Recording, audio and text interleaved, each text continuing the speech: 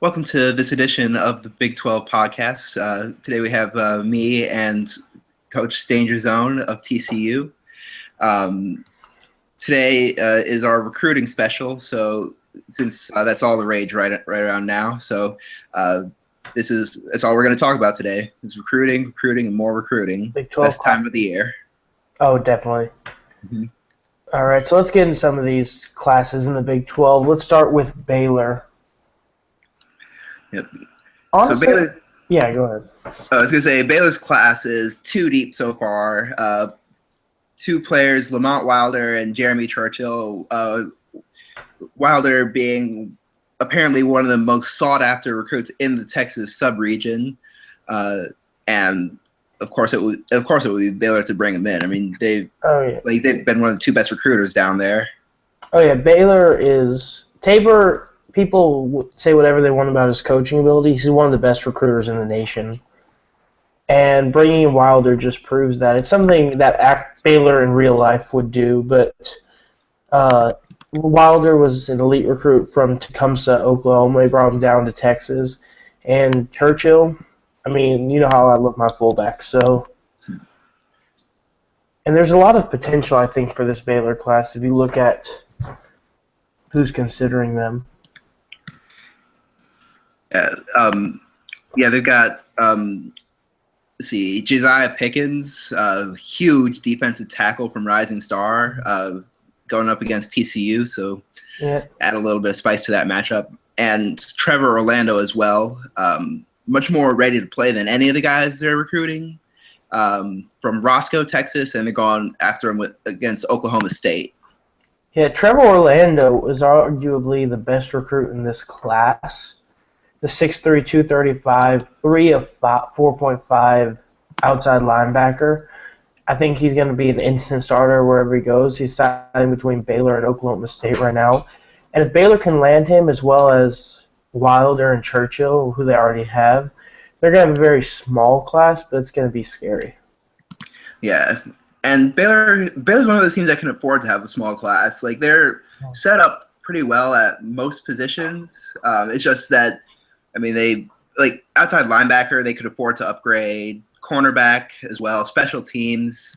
But what I really like about Wilder is that Baylor's really needed a receiver who can grow into the role. They've been relying these past 2 years on JUCO guys, and while it's fine as long as you can keep getting them, eventually you need someone who can play for 4 years. JUCO is very hit or miss.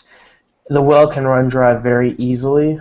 Mm-hmm. Teams who rely on JUCO can fall apart pretty quickly if you don't hit it 1 year, and it's really easy to miss in JUCO. But you take a guy like Wilder, who has good size for a target wide receiver, 6'1", 196. He's going to fill in that role at Baylor really well, and they could afford to do. They don't have very many holes if you look at Baylor's team. So, not very many holes at all across the board. And if they get Orlando to go with it, that's going to be a scary team to fill in a couple of years. And that's actually who the other week I mocked, who I matchmakered Baylor to get was Wilder. Yep, man, you were right on that count. I was. So the one thing that makes it imperfect, because it's a great start to this recruiting class, but it just doesn't quite match up with Sean Bell. Not in terms of I mean, you've got a speed fullback and a speed running back, but in terms of when they're both going to be ready to play, Sure. Bell and Churchill aren't going to get much time together. No, or Wilder even, because Bell's at the very best. Bell's senior year, Churchill's going to be 2.55 and Wilder's going to be 2.55, and that is with incredible lucky progressions.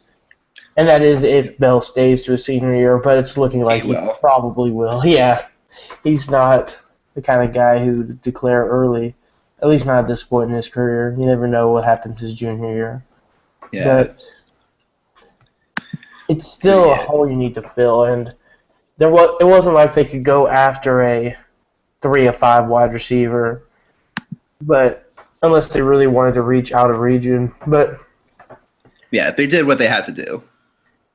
it's funny, based on some people I've talked to, it looks like they could have reached out and grabbed someone like J.C. Weldon for cheaper than they got Wilder.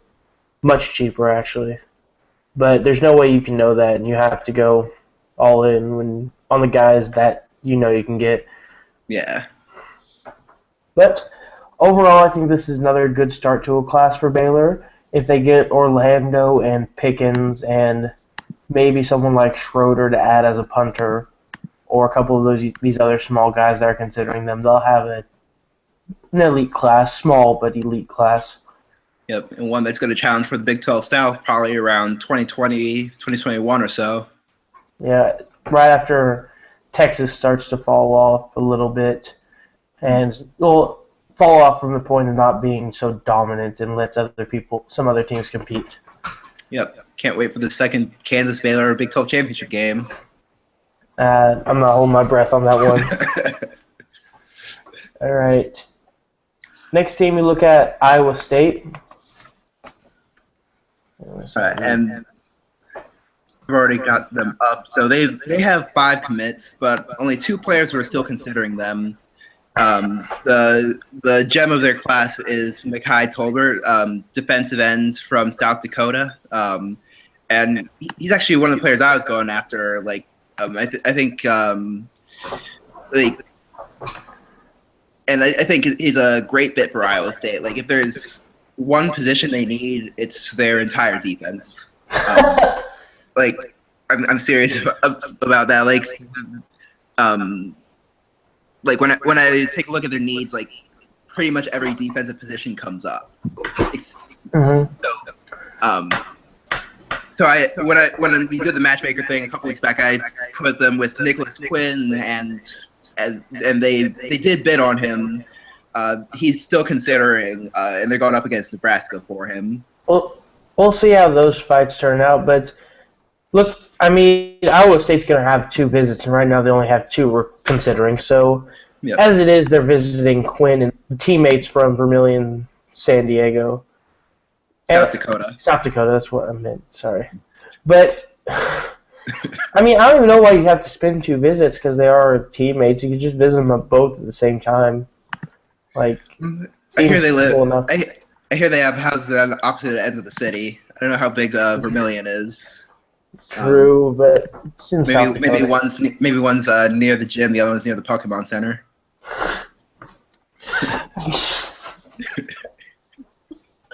All right. But I just imagine, like, Minnesotan flying in there, visiting one of them, flying back to Des Moines. A couple days later, fly back to Vermilion to visit the other guy. But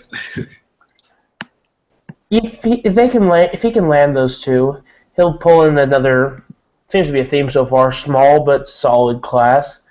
Mekhi Tolbert and Nicholas Quinn will make solid pickups.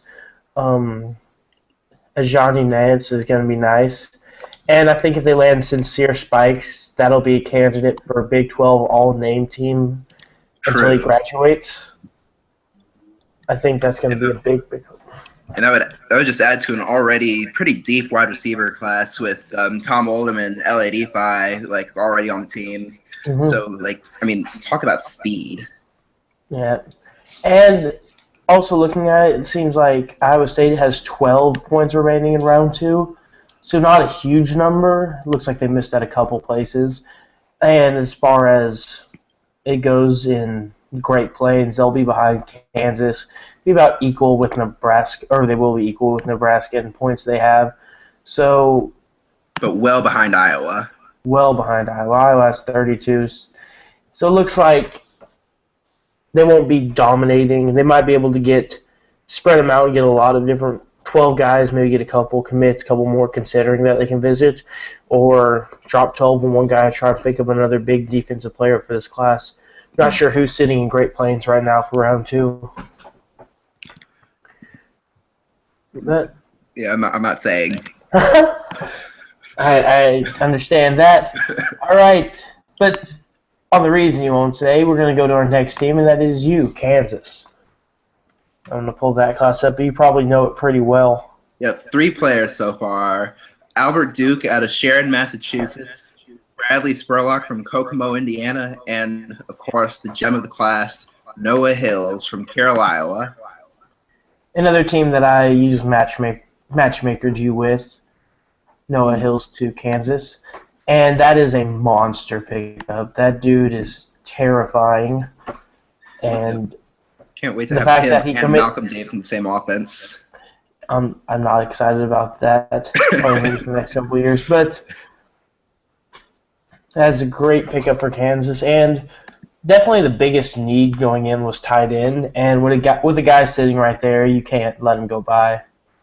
And then Bradley Spurlock is almost as good, way down in Kokomo, but with a 4.5 man coverage guy. This is a very, like I said, small but elite class. And right now it's holding the spot in number 7 class in the nation with only 3 commits is actually really impressive. Yeah, I think Penn State's the only team that's ranked higher with as many commits, and they have 3 5-stars. Yeah, and that's nothing you're going to beat. But the one thing I like about this class as well is that it also has a lot of room for growth. Mm-hmm. You have 2 free safeties that are 1 of 4.5. You can visit one of those, pick them up. Add another 3 skill cornerback, or if you want to go for a punter. I'm going for the punter. 1 of 5 punter. He is mine. I'm guessing you don't need another tight end, but there's one available that's considering you. There's a lot of 4.0, 4.5, 5.0 players considering Kansas, and on top of that, they have 17 recruiting points for round 2. So there's a lot of room for growth in this class to make it better, considering on a class that's got 3 elite players in it. I'm not putting it past Storm to recruit a player with the last name Duke. That was a happy coincidence. Like, I mean, with defensive tackles, like I was trying to spread my bids out like just about everywhere because I wanted I just wanted the best guy for the position. And I found a guy who's got the size of a nose tackle, in a region that's frankly more poachable than others. And he had the last name too. What more could you want? Pulled him out of the Northeast. Mm-hmm. Yeah, I didn't even look at how much outside of Great Plains were recruiting you. Even trying to poach from Texas. Oh yes. Or Desert's even more impressive, to be honest. That takes some gall to try and sneak one by Neo, or apparently whoever's coaching New Mexico right now. I apologize that I don't know who that is, but New Mexico had a somehow great recruiting class, but that's for the Mountain West podcast. Yeah, Mountain West. Yeah. All right, it's not as good as the Big 12 podcast. They try, though. All right, so you move on to Kansas State now. I'm going to take a look over there. Smaller class. But, both in terms of, the size of the class and the amount considering. Not smaller than mine, but... Oh, yeah, no, but it's not a great class. I'm not sure Kansas State did that much. To be honest, I don't know what they needed going into this. A lot. They needed a lot. And what I don't get is they didn't miss on anybody, really. They only have 5 points left. So, by and large, these are the players they bid on, and they went very concise in a place I think they needed to go to spread out their points. Mm-hmm. And I think that's going to bite them. Yeah, they still have multiple holes. Wide receiver, tight end, let's see. Offensive guard, they didn't really fill. They still need another one. Oh, yeah. A 1-3 guy really won't cut it in the Big 12. Yeah, and I don't think they have a second one who's like an underclassman, at all. So in a couple of years, he's going to be their only offensive guard, and that's kind of scary. Yep. I assume they'll get some walk-ons there, but at the very least, though, they got the quarterback who I think I'm actually surprised he didn't go to Iowa State. His name is Julius Minnow. You made that joke before I could, but but yeah, I mean, maybe they spent more resources on him because they do need an upgraded quarterback, and they got that upgrade. They did, and he's going to be there for 4 years, probably 5. He's going to redshirt a year. And honestly, out of all these recruits, I'm more intrigued about the high school that Alex Tatum went to. Adel DeSoto Midburn. Like, they just couldn't decide what they wanted to name it after, but... And then the other one's Basehor Linwood is considering him Ricky Sao. But... Yep. No relation to Junior. He's senior, but I think if they can grab the guys recruiting or considering them, they can make a respectable class almost. It's going to be too small for the players that they've gotten. I really think that it's not going to end up being a good class, but it could be somewhat respectable, especially if they add Ned Eller and Philip McNally. And based on the number of recruiting points they have left, I'm feeling they spent enough on them to be able to get them with a couple visits. Yeah, and I also think, like, Sao and Eller in particular, like, I think maybe the goal is to try to build a foundation off of the passing game here. So, like just get one thing that you're really good at and then make that your identity. Everything else will come along eventually. And that's basically been the theme in college football for a while. You don't see as much in NFL HC, but there's every once in a while you're going to see teams in college football just throwing 90 times a game. Just YOLO offenses. Like, I don't care at this point. Yet, Virginias of the world who don't run at all. You only really see it in the NFL when you have Oakland. But if that's what Kansas State's building towards, because they didn't sign a running back. Yeah, I mean, they do have Dylan Stewart. They also have that fullback, Gary Richardson, don't they? Yeah, they have 2 fullbacks, one of whom plays running back. Big 12 tradition. Oh, yeah, it's been that way for years, and it's a great tradition. Yep. I'm about to take part in that in a couple of years, don't worry. Good. Make sure you don't leave a gap here between Dylan Stewart's graduation. Actually, are you doing that next year when Cooley graduates? Probably. We'll see in a second. But it looks like Frederick Marshall may be making his move from fullback to running back after Cooley leaves. But we'll have to see. You got to do something with all the fullbacks on the team. But yeah, that's basically been what Big 12 teams do. Creative solutions. Oh, man. And other than that, like, I don't like this class. I think they missed on a lot. But that's where it's sitting at right now. Let's move on to the next one, and that is Oklahoma.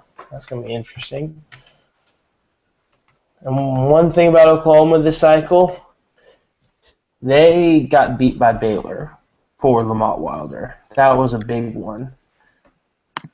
They missed on Lamont Wilder, and now they're sitting in a pretty rough spot. Although they did have 22 round 2 points. They went big on Lamont Wilder and did not come up strong. But luckily for them, they got Maurice White, who was the best running back in Texas this year. Lewis Dwyer, who was a good kicker. He can come in maybe after a redshirt year and start. Is Dwyer gone yet, or is he a senior this year? He's still kicking. He's still kicking, but he's a senior this year? I'm guessing so. I haven't actually checked. But Dwyer might have to start early as a freshman. And as a 1.54 per 5, there'll be a couple rough years in there, but I think he's going to be strong for them eventually. Aguirre is a junior. Aguirre is a junior? Like, he's a junior. He seems like he's been around forever, but he's a junior. That is crazy. Yeah, it does feel like he's been around forever. Maybe he'll be the first kicker to declare early. I don't know.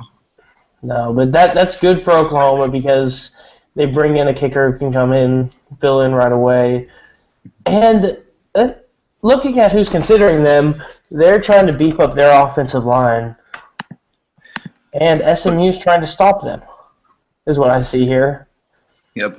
Oklahoma definitely, like offensive tackle, offensive guard, both sides, they need that badly. So And they're recruiting 2 offensive tackles, 2 offensive guards. They're considering them right now. I'm yeah, guessing like Dominic Friedman was a 1-point bid, but Jason Dotson probably wasn't. And there are a lot of teams in on him, so maybe he put like, I'm not even sure what you'd put on there to have 4 different teams considering him. Usually that shows that's a 1-point bid, but I think they might have been more on that. But Doxson's going to be an interesting recruit to follow. If Oklahoma can sneak at least one of those guards from SMU, and there might be a deal going on there, I don't know, to split them yeah. up. But I'd bet on Jeremiah Berman going to Oklahoma and Rory McKay going to SMU. I see that. Pass blocker to Oklahoma, block for Graham. Run blocker to SMU to block. Oh, I know. Yeah. Jackson's leaving, but whoever SMU has, they like to run over there. Schroeder isn't from a city, but we'll see where he goes. He's also being considered by SMU and Oklahoma as well as Baylor. And SMU and Oklahoma are getting into all kinds of fights today in this cycle. That's strange to see. But like I said, I'm not a fan of this class, to be honest. Yeah, but it's also the kind of class you can expect from Oklahoma. Oh, like, yeah, they're always going to go big on a few recruits and just make the best of it. Oklahoma never seems to have a great round 1 class, but rounds 2 and 3 they'll start adding their guys because they'll say bid 10 on a recruit, and if someone bids 1, that's not a round 1 commit. But 2 rounds later, they come in and they add that guy. So it'll look better as it goes on further. And how many round 2 points do they have again? 22, I believe. Yeah, 22. 22 puts them as one of the top in all of Texas. They got Texas Tech to worry about. Oklahoma State's no worry. Oklahoma State has 0. Texas has 1. Texas A&M has 4. They don't have much to deal with. North Texas has 4. SMU has 13. Oh, and Houston has 12. So, I mean, it's just Houston, SMU, and Texas Tech, really.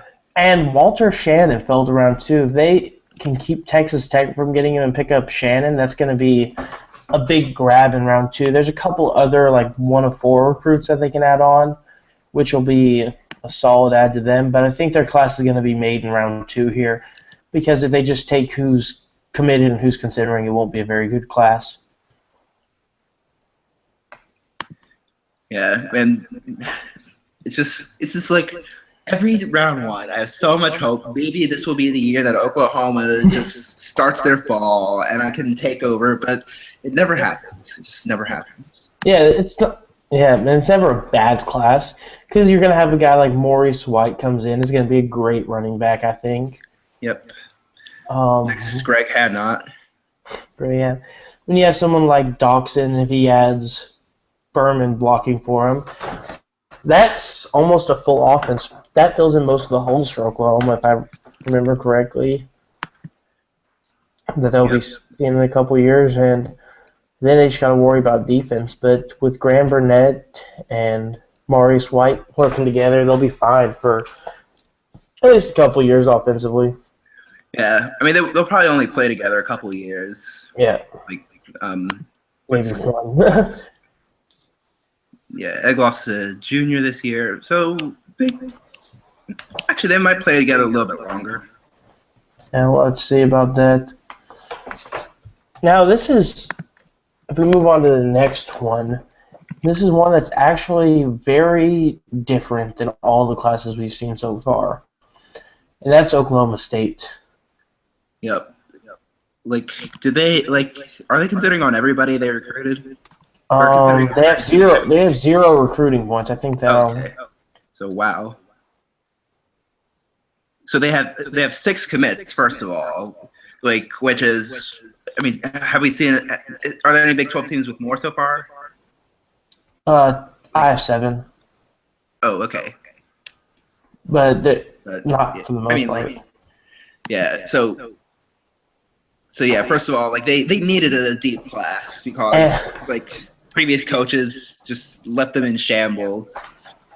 But And this is a big, going wide like this is a big move for Panther, but I honestly think it's going to work out well for him, to be honest. I think it's what Because he had to do. he has all these players considering them, and if he didn't just bid one on all these guys and he managed to put a couple points on them, rounds 2 and 3 he's going to clean up from all of these. I think he could have 20 of these guys commit, have 20 commits by round 4, and just have a crazy class. See, like the top guys, you still have Trevor Orlando that is trying to sneak from Baylor. Jason Dawson's his big recruits. Other than that, it's all 3.5s and 4.0s. Yeah, and then some of these cases you see like they're battling with Houston for multiple recruits. Like, I mean, not that anyone colludes or anything, but you might see some Those two defensive ends Those two defensive ends kind of go separate ways. Yep. But we don't condone that here at the Big 12 Network. Of course not. But I like this class. I really like this move by Oklahoma State. Yeah. I think this is exactly what we needed. When I talked about it last week, I matched him with, who was it? Damani Jeffries, who ended up going to SMU. But look at this. There's no way he would have recruited him. He got other cornerbacks. He got Khalil Goodson. Well, he got Khalil Goodson. And he has Kenny Kihara considering him. And if he can land those, there'll be nice depth at cornerback. If he has a good class, if he hauls in rounds 2 and 3, or rounds 3 and 4, he'll have depth for a couple years at a lot of different positions. Yep, and then you can start going after like your next Raheem. Raheem again. And you can start to fill in with elite recruits. But I really like this move by Oklahoma State, and I think it's what was needed with the state of the program. So, and you still have guys like Trevor Orlando, or I think Trevor Orlando, like I said, is probably the second or maybe the best recruit in the whole Texas sub-region this year. So getting him would be a big pickup. Or someone like Jalen Dickens, if he can take that from Texas, that'd be a big win. Or Jason Dotson, take it from Oklahoma State too, or Oklahoma too. Yeah, and also I think they only have like 3 recruits outside of Texas, like the Texas and like the Texas sub-region, and they're all from the desert. Mm-hmm. Which means he stayed in the region. That was also pretty smart. Stay in region, get guys that are coming in for you. Yep. Don't absorb that penalty. Like, make every point count. So if you're if anybody is shotgunning next year, like, this is the model to follow. Yep. Exactly. I think Texas or Oklahoma State did a great job of this. And we'll see how this turns out, but I think they could have done arguably the best job in the Big 12 of filling their needs by the end of this. And it's just not something that'll be reflected in the recruiting rankings. Like, they're 71st right now, right behind Duke. Go Devils! But I think it's the most important class in the Big 12. Mm-hmm. And they're, out of everyone, they're 5th in number of 3.5 recruits, which says a lot about what they're doing with their program. They're actually tied for 4th, tied with Air Force, which says about what they're trying to do. And that's not really appreciated by recruiting rankings, but you see what they're working for. Yep. And what is appreciated by recruiting rankings is having a lot of strength at the top and then having some depth. So I think the one school that probably accomplished that the most would have been yours. Yeah, I'm very happy about my recruiting class right now. Like the two gems probably would be Tyson Chadwick and Chance Herring. Both of them from the state of Texas. I don't really see anybody who's like going to play immediately, at least not committed yet. Maybe Elliot Goodrich, but like I see him more as a a stopgap replacement for when like your entire wide receiver core graduates all at once. There's 7 of them. 7 junior wide receivers. My first 7 strings on my wide receiver depth chart are juniors. Which you can tell I bid on a lot of wide receivers. But I'm not sure about players who are playing immediately. I'm not sure there's anyone in here that's committed so far. What I want is Matthew Dyson to play immediately. And that's really the biggest one I'm looking at right now, as far as immediate players go. But he's a little further down. He's recruiting me, or considering me. Yeah, and actually, that's the weirdest recruitment right now. Like, he's from Alabama. The 2 schools he's considering are TCU and Toledo. What is that? Like, does he just like? I get not wanting to stay in the state of Alabama. I don't blame him, but to go to that extreme where you choose Ohio, really? Why that state? No, Ohio. So hopefully he doesn't choose Ohio and he becomes a frog. And he'll come in and be an immediate starter. 4.5 free safety. Leave no real gap between him and Andrew Wright. There's somewhat of a drop off, but I get him for 4 years. Andrew Wright was a JUCO. I only had for 2. Yep, and one that made a huge impact on the program. Oh yeah, he's been a great player, and it's gonna be sad to see him leave. But I'm hoping maybe that's why Dyson wants to come here. He wants to follow his legacy. Him and as far as recruits for round 3 go, because I have 3 points for round 2, I'm probably not going to get much. I want to land Macklemore, the inside linebacker, 2.5, 4.5, and then Dyson are my 2 biggest. After that, I'm not sure. I've never actually had 3 visits before. So, the 2 most natural targets from an outsider's perspective might be XII Pickens and Ricky Shaper. What do you think about those 2? You kind of hit the nail on the head with that one, but it's going to be interesting because XII Pickens would be a great ad. It would be really interesting to see how it goes forward because that means I'm leaning towards a 4-3 instead of the 3-4 I've been running the past couple of years, and he'd go great with Macklemore to fill into that. As far as Schaefer goes, I know Burden's still young, but he does have to leave eventually, and that day's going to be sad. It'd be nice to have someone to fill in right when he does, but I'm not looking forward to when Burden leaves. I'm happy to finally have competent QB play, so someone like Schaefer would be nice to fill in for a while. And some of these wide receivers, I have like 9 wide receivers considering me right now. 8. And yet I only landed 1. And plenty of them in Texas, but then a couple in South Southern. Yeah. You just like spending time down there. Oh man, my favorite times have always come from South Southern. That's where I got my Samoan twins, Kana Tagada and Emmanuelu Lesa, my tight ends. I've had a good time. Besides Texas, Southern's definitely my favorite to spend some time in. But I'm fine where I am right now. It's going to be interesting to see how this turns out, though. So let's move. Yeah. So let's move on to. Sorry. I was just going to say, like, TCU didn't have that many needs. So like, basically, like, I guess this class is, like, just get as much talent as possible to see where it can fit. Mm-hmm. Yeah, I think at this point I've done a solid job of that. Oh, man. All right, let's move on to the next one because we'll see here. We have Texas, I think, is next. Yep.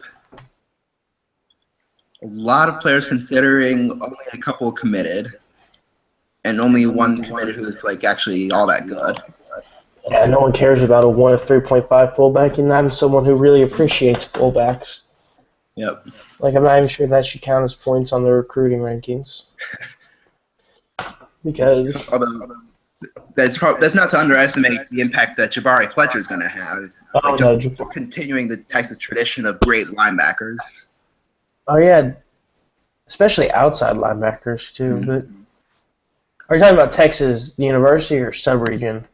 University. Okay, yeah. I'm trying to look back and see who they've had, but. Well, I mean, they have Lansing Steele right now. Oh, true. But he's an inside linebacker. But you think Jabari Fletcher's going to be an immediate play guy? I think so. Like they. Yeah, I think it's a debate whether you're going to play him over Lee Flores, Axel Lozano as well. Like he'll play over Axel Lozano. So yeah, so he's going to come. Yeah, he's going to start immediately. And that's more because Texas's outside linebacker depth is taking a hit. Like they have 4 on the roster. Yeah. One's a senior, 2 juniors. Neither of the juniors are like elite. So yeah, Jabari is going to play immediately. The thing about Jabari is, I think he's the kind of guy who is an elite recruit. He's a 2 of 5, but more for his size and his athletic ability than anything. I'm not sure that's directly translated to his production on the field yet.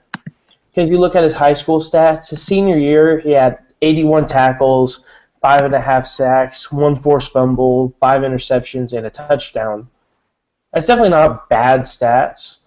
He didn't improve much from his junior year, but it's not bad. But compare that to some of the other outside linebacker recruits, guys, at least in this class, guys like Shane Easley, who had 14 sacks with 77 tackles, 2 fumbles, 2 interceptions his senior year, or someone like Brandon Thomas, who had 93 tackles, 12.5 sacks, 3 forced fumbles, fumble recovery, 6 interceptions, and 2 touchdowns. Like, he's a point behind these guys, but his production just hasn't matched up yet. But as far as size goes, he probably has the best size of any linebacker in the class. Yeah.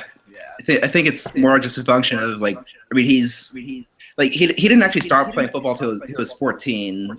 He was more of a basketball player. So he's still kind of learning the game.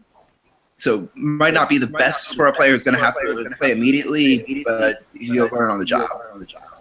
Yeah, it'd be nice to see a player like this get a chance to grow and get better, have maybe a redshirt year. I think there could be. It's kind of tough to say this about a guy who hasn't played it down yet, but looking at those stats, looks like there might be some bust potential there, some slight chance of him not being what he's cracked up to be. But I think Texas has a good enough coaching program that they can train him up to make him what he should be, what he's being hyped up to be right now. Yeah. And the thing about Texas is, like, they're probably going to need him more than they would have otherwise, just because last year's class wasn't great. And this year's class, like, they're definitely going to need to pull in a lot of the guys they have considering, or it's not going to be great either. And they do have some good players considering, like, especially on about equally on offense and defense. Terrell McRae and Nicholas DeJesus, both on the offensive line, and Damani Jeffries and Jalen Dickens in the secondary. Plus, as a bonus, Salvatore Gillette as punter. Yeah, if he could, because Texas probably has 4 visits in round 3. I'm not sure how many he got from playoff team, but I can check that. He has the ability to visit guys like Dickens, Gillette, Jeffries, and McRae, or DeJesus. Like, there's a lot of different places he can go to visit. There are a lot of different people he can visit. 4 visits in round 3, 3 visits in round 4. Yeah, so he has a lot of options, and that is going to make... Honestly, I've always said this, but the benefit of finishing higher in the polls and making the playoffs isn't really increased recruiting points, I'm not sure those help as much as people say they do. They let you go big on some recruits without worrying too much, and they let you outbid people. But you can still definitely pull great classes without a lot of points. But the biggest benefit is extra visits, because extra visits almost always mean an extra player. And And an it gives extra star player. an extra star player. It's a lot more options that you have with more visits than you would do with more points. Yep. Like I can So I attest to that think myself. Like I mean, I got 3 like 4.5s or better with like. I mean, I missed a bowl game last year, so I'm working on the minimum number of points. But it's visits that's going to be hard for me. I'm the opposite way. It's the first time I've ever actually had more than 2 visits. Because I actually won a bowl game last year, so I get a 3rd visit, which I hope ends up making a difference. So we'll see. Yep. But I think Texas is that kind of team that needs that extra visit. Yeah, I think Texas right now, this class has a lot of potential to be one of the best in the Big 12. Because Texas does lose some, but they don't drop off as much as you'd think with a great team like this. But if they can pick up, they always have someone to replace. Like, and I think by far, well, go ahead. I was gonna say I mean just like we mentioned Lance Natil earlier, like he graduates this year, but they have 2 sophomores who are both gonna play on Sundays, like ready to step up. Mm-hmm. And that's what's scary about Texas, is always seems to be that way. Now, I think the biggest potential recruit in this class is Damani Jeffries. I think he's the biggest because of 2 players right now. Their names are Ivory Hull and Troy Marshall. And they could both be gone after this year, completely reasonably. I don't think Ivory Hull for sure. Ivory Hull for sure, but I don't think Troy Marshall's going to declare. But there is a chance there. Oh yeah. He's just as good as Hull is. And even if he doesn't declare, there's still he's still a junior. Like he's going to be gone in 2 years regardless. And so is Demetrius Patterson. And after that, there's a huge drop off. Yep. So someone like that to fill the gap, a 2.5, 4.5, one redshirt year comes in, and he's playing great as a freshman. It'll be the biggest need to fill this gap. Mm-hmm. But I think Texas is having a good class so far. And they stayed, side note, they've also stayed all within sub-region, or within region. They left their sub-region to go for DeJesus and Gillette, which might not have been a bad decision if they land either of them. Yep. Although, I mean, when you're going up against Arizona and Arizona State, again, not saying that there's any collusion going on, but how many times do they have? How many times do they have recruiting battles against each other? That's the funniest part. They almost never do. Yeah. I think they might actually this year, but when Azul was at Arizona State, they never did. I'll check it out. They do have some. Wait, no, they do not. Not a single one. They don't have a single recruiting. Oh, they do. One. Timothy Greer. But we don't Arizona know. has a lot with New Mexico, though. So clearly, they're not in on it right now. But as far as Salvatore Gillette goes, Arizona landed a 4.5 punter last year. So I'm thinking that they're probably not going to visit Gillette. Even no collusion going on, I don't think Arizona would waste a visit on a position they already have a freshman at. That's the exact same. Especially with the amount that Arizona has considering against out of region team. Yep. Everyone decided it was Mark Kendrick. Everyone decided that would be a great idea to raid the desert this year, and it's never. Actually, I'm mistaken. That's actually Arizona leaving the region. Never mind. Oh, really? Yeah. There are a lot of people that reached into the desert, but yeah, I always try that once or twice a year. It's worked out once. Yep.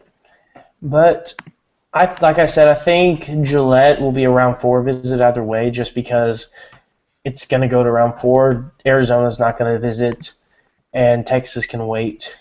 So I think, if I'm just making a guess here, their first visits will go to Dickens, McRae, DeJesus, and Jeffries, unless Azul knows something I don't, which he probably does. It's his class. Yeah. All right, Texas Tech. Texas Tech. I'm not particularly impressed with their class, but they were also all in for Wilder and didn't get him. Yeah, that was. It's like, all right, it's not. They put enough into him that it's really actually devastating that they didn't get him. Yeah, I heard it was 60 that they dropped on him, and just didn't even look his way. Yeah, that's been the most savage defeat since Joel King, really. Except it's going to be a lot worse this year for one of Cincinnati, Michigan State, or Notre Dame up in that Midwest battle. I think that's going to be the worst just destruction in recruiting ever. We'll see Cincinnati, that's program destroying. Notre Dame, it would set them back, but they could recover. Michigan State. They're going to get them, though. They outbid. We'll see. I thought the consensus was that Michigan State outbid Notre Dame. But did they outbid Cincinnati? I thought they did. True. We'll see. We'll see how this works out, though. It's an interesting battle up there. And if I'm wrong, someone can tell me, because you guys always will. But we'll see how that works out. But the Texas Tech might have the worst class in the Big 12 so far. I'm being completely honest right now. Not very much committed. Not very much potential. Just a struggle of a class. Yeah, they have one recruit who's going to be a pro, Kyle Tupai. Bad pro at that. Yeah, a non-drafted pro. Yeah, and then the same's true for their considering players. At best, they're undrafted. Colin Putnam at running back, Ethan Whipple, who make the all-name team, but and Jay Sotelo. Sotelo is probably the one that they need to get. I'm checking to see what they have. They're all right at center, but he'd be a quick upgrade for them. I'm just saying, Ace probably should have listened to me on the last podcast, because I was talking about the biggest needs and places to fill, and I matched them with Walter Shannon. They obviously didn't bid on Walter Shannon because he's available in round 2, but it looks like they might get him anyway, because they have 33 round 2 points, something crazy. I just had that up. Yeah. Either way, they have the most in the Texas sub-region by 20 points. So if they want 32. Yep, 10 more. If they want. Yep. Oh, only 10 more. Still, if they want Shannon, he's theirs. Yeah. And they'll probably get him. Yeah. And what position is he? A nice ad. Defensive end. Offensive guard. 1.5 or 4.5. Oh yeah, I'm thinking of the Southern guy. Never mind. Yeah, that was a 3 of 5. No, there's nothing like that falls through in Texas, mainly because we don't get 3 of 5 recruits anymore. You don't deserve them either. No, I'm just kidding. We've had our share. We had Marshawn Miller, Daquan Darcy, Raheem Robinson, Joel King, those kind of guys. This year we were kind of down on elite talent, which affected a lot of the teams, because most of them are in the Texas sub-region. I think we have 4 that aren't: Kansas, Kansas State, West Virginia, Iowa State. Sounds right. Yeah, because the others, 4 Texas teams, and then Oklahoma State are. Yeah. So I don't like Texas Tech's class. We'll see how they do in round 2. That's really going to be what determines how good their class is. Yeah, but they can really make it there. Yep. And there's enough talent in Texas that not colluding, but if Oklahoma and Texas Tech don't step on each other's toes, they can both finish big. Oh yeah. On the other hand, Texas can also just tell Oklahoma, I'm putting more points on Shannon than you have total, so don't bother. Which I assume Alabama's doing for that Which is defensive end. That's exactly what I was thinking. And, oh, wow. All right, I didn't even notice this. Are you going to move on to West Virginia? Yeah, they did well, didn't they? I didn't notice this about their class. They signed 2 players and had 2 considering. Yep, and both players they signed are named Muhammad. But spelled differently. Yep. Like Muhammad Mustafa. There's always something interesting about West Virginia players' names. Whether let's see, the Dicks. The Dicks on West Virginia's team. Yep. That's the Muhammads. And this year, the King in the North and Super Mario, and now, and this is a duo that's gonna. These two are gonna play together for, well, as long as Foster's in school anyway. Yeah. Oh man, that's a big land for West Virginia. What's crazy to me, Muhammad Foster, he wasn't a spotlight player. 3 of 5 scrambler was not a spotlight player, so we don't know how he was in high school. Yeah, he's kind of a mystery. I can get my recruiting services wouldn't bother going up to Connecticut because, like, why would you? But West Virginia dropped it all out. They're not in the Northeast. They're in the East, though. They're in the Atlantic, I believe. Yeah. So it's out of sub-region. That's not as bad. They didn't just Sean Bell it, but... Yep, but this is an extremely high-risk, high-reward for them because they have a lot of needs. They have 3 positions where they don't have an underclassman there. But on the other hand, their quarterback and running back are both seniors, so they need to replace them. It's a dilemma, and they clearly went one way on it.